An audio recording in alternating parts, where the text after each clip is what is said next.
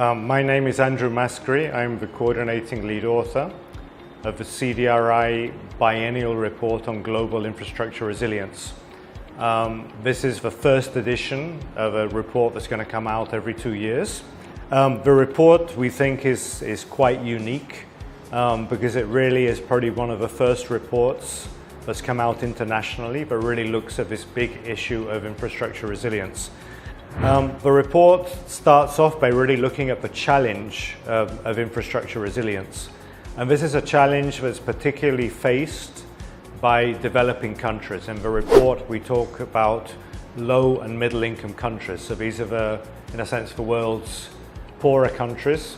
We discuss also high income countries in the report, but the report's really aimed at countries like India and its colleagues and its pars in the world, who are countries which still have a lot of issues to address in infrastructure.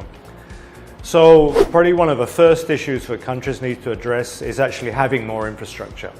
Clearly in high income countries that's not an issue, but I mean in middle income countries like India and particularly in low income countries like many of the sub-Saharan African countries, there's still a huge infrastructure deficit. When we say infrastructure deficit, that means that people don't necessarily have access to the services, essential services they need: transport, water, power, health, education, all the things that infrastructure provides and which are really important for social development.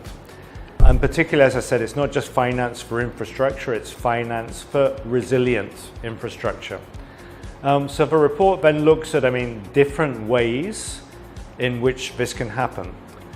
Making the economic case for resilience isn't difficult. The report's actually called Capturing the Resilience Dividend. We have to find some way of monetizing that, bundling all those projects together into what we call a project pipeline spread over 5 or 10 years, can suddenly provide a much more attractive vehicle for investors to invest into. If countries established, we're proposing national resilience funds, putting some public money in to, in a sense, de-risk the process.